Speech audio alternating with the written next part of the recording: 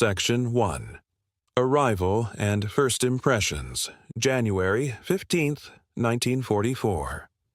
The USS Wakefield cuts through the choppy Atlantic, dark waves slapping against its hull. The wind slices through layers of tattered German uniforms, leaving soldiers shivering on deck. You can almost feel the salt spray biting at their faces as men huddle together, clutching meager belongings.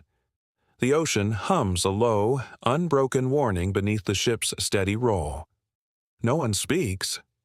Their eyes scan the horizon, searching for something familiar, something human. Private Heinrich Bauer from the 15th Panzer Division presses his back against the railing. Hunger and exhaustion have hollowed his body, leaving his bones stiff and aching. He's fought through France, Belgium, the frozen Ardennes, and now he's here, far from home, yet closer to a new, incomprehensible reality. Behind him, Corporal Wilhelm Kruger mutters under his breath, voice lost in the wind. They said it's empty. No factories, no machines, just land. American sailors, crisp in their uniforms, move with calm precision. They hand out blankets, hot coffee steaming in their palms. Bauer catches the smell.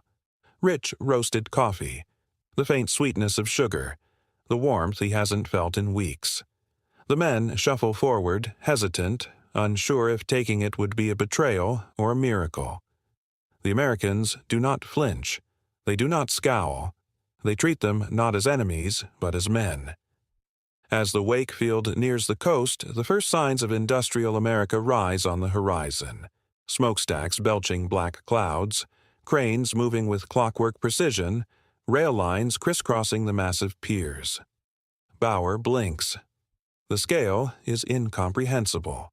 How can one nation, untouched by war on its own soil, maintain such relentless output while he scavenges frozen forests for scraps? Dockside, trucks roar past, laden with crates labeled fresh eggs, butter, and coffee. Civilians, men and women in coveralls and aprons, move with urgency, their faces calm, almost cheerful. Every motion is deliberate, precise. It is not chaos. It is power. Bauer swallows hard. His stomach growls involuntarily. The smell of roasting meat, hot bread, and coffee pierces his senses. For the first time, he realizes, this is not merely a country. This is a machine. The POWs march past storage yards stacked with sugar, coffee beans, flour, and canned goods. Workers move with a rhythm that seems choreographed. Bauer notices Americans lining up for breakfast, calm, smiling, unhurried. Eggs, bacon, porridge, fruit, plates and silverware, mugs steaming with coffee. Kruger shakes his head, frozen with disbelief. They eat like kings. He swallows, eyes wide. The contrast is brutal. Hunger gnaws at him, yet the abundance is worse, a reminder that their suffering could have been avoided. Smoke rises from distant factories, sunlight glinting off steel structures and moving vehicles. Trucks, cranes, and warehouses stretch as far as the eye can see. Every forkful eaten, every crate stacked, every engine tested is a demonstration of a power German soldiers cannot comprehend. Bauer realizes instinctively this is preparation, foresight, manpower, and it dwarfs anything they've seen in Europe. A whistle blows. The POWs are led into a compound, revealing neatly lined barracks, mess halls, and recreation yards. Americans lift crates, check inventories, flip pancakes, serve coffee, all undisturbed by the onlookers. Bauer and Kruger exchange glances, shock, awe, disbelief.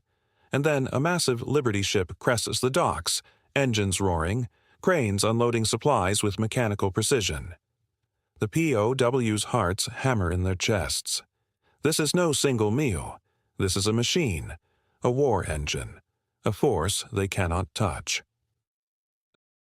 Section 2. The Mess Hall Revelation. Inside the mess hall, the POWs are stunned. The room stretches farther than any field kitchen they've known. Long tables brimming with fresh bread, fruit, eggs, bacon, coffee, and even pastries greet their eyes. Men move through the line with calm precision, plates heaped high, no urgency, no fear. Bauer's stomach twists, both from hunger and from the realization of what he's seeing. An American corporal flips pancakes with a flick of the wrist, steam curling around his helmet. Another soldier carefully pours coffee into a metal mug, handing it to a comrade who smiles and lifts it in a casual toast. The POWs freeze. The precision, the abundance, the sheer normalcy. It mocks their own reality. Cold, meager rations, endless marching, starvation. Is this allowed? Kruger whispers. No one answers. The answer is written in the confidence of every soldier. This is not charity. This is strategy, logistics, morale. Every meal, every sip of coffee, every bite of bacon is a reinforcement of power, endurance, and psychological dominance. Bauer's eyes linger on a crate of fresh eggs being unloaded effortlessly. Hundreds, if not thousands, waiting to be cooked, distributed, and eaten. Outside the mess hall, Liberty ships unload continuously. Forklifts move in choreographed patterns. Cranes swing containers without pause. Food, munitions, and materials pour into warehouses like rivers, each item accounted for. The Germans realize the scale. One well-fed army marches farther, fights harder, and survives winter nights that would cripple a poorly supplied force. Hunger is a weapon, and it is fully in America's hands. The POWs witness American soldiers chatting, laughing, and exchanging jokes across tables. Their calm contrasts sharply with the fear and exhaustion etched on the German faces. Bauer looks at Kruger. They thrive while we barely survive. Every bite, every sip of coffee, every movement is a reminder of disparity they cannot fix, and the realization hits like a hammer. They are witnessing a battlefield advantage invisible on maps, unnoticed in strategy briefings, but devastating in effect. As night falls, the POWs are escorted to their bunks. Through the windows, the glow of the factories, warehouses, and mess halls illuminates the docks. Smoke spirals into the sky. The sound of engines, machinery, and laughter mixes with the ocean waves. Bauer's mind races. The Americans' industrial might is more than production. It is sustenance, morale, and psychological dominance all in one. And this is war they cannot fight with rifles alone. Section 3. Industrial Might in Motion. The following morning, Bauer and Kruger are allowed outside to observe. Trucks move like clockwork. Forklifts deliver crates of sugar, flour, and coffee. Engineers adjust machinery, welding sparks flying without hesitation. Steam rises from enormous boilers. The POWs watch, mouths dry, hands frozen, unable to comprehend how one nation could organize such relentless output.